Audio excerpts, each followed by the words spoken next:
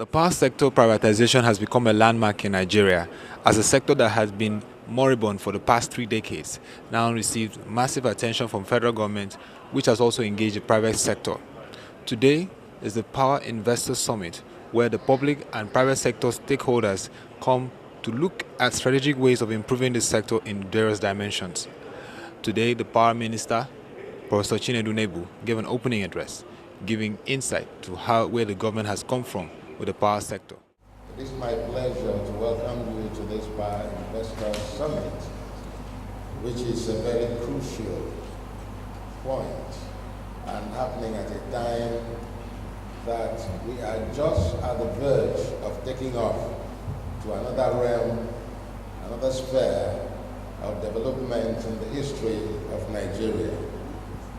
I would like to give a very brief history about the power situation in Nigeria.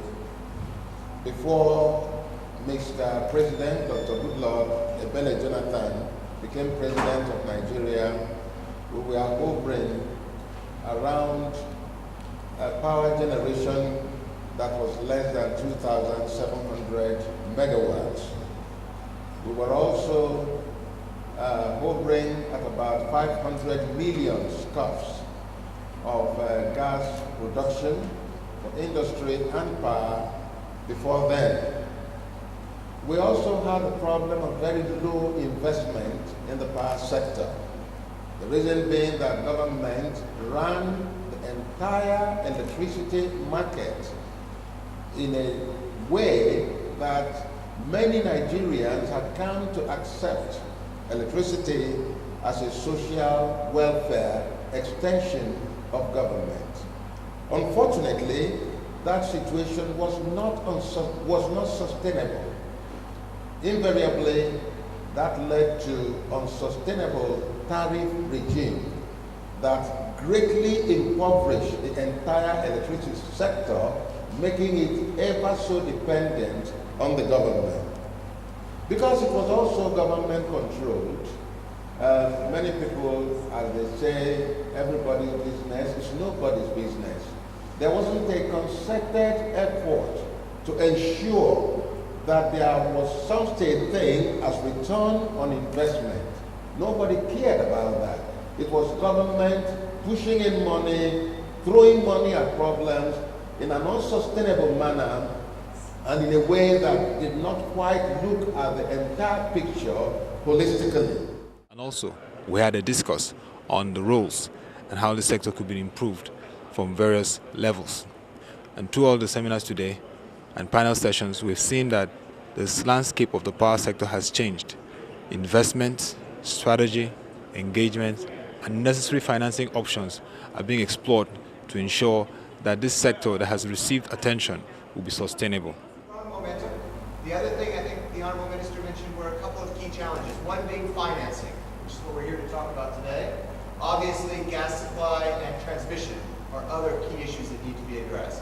At this moment, what I'll do is I'll actually ask each of our other panelists, just sitting here, to basically tell us quickly an introduction to who you are, what your interest is in being here today, and then let's go ahead and address both the positives for why to invest in Nigeria, and then what you believe, from your perspective, are the key issues that need to be addressed in order to encourage more investment.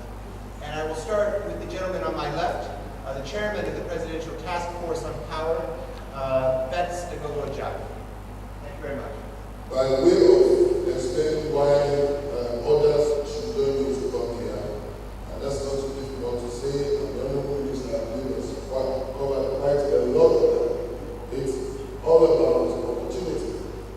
Nigeria presents huge opportunities, from the demand gap side to the reforms that are taking place. I've been introduced. My name is Beks Dagogo-Jack. I'm chairman of the Presidential Task Force on Power. It's a special program designed by the President in 2010 when he decided to do something significant about power in Nigeria.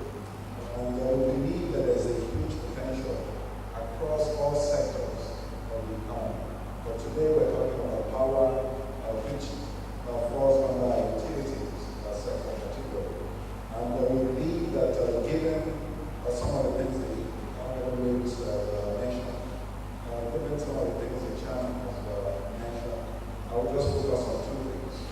first one is the growing middle class, which can power the necessary, which has the capacity to actually pay for the necessary products, be it power or other consumer goods that are generated within the economy.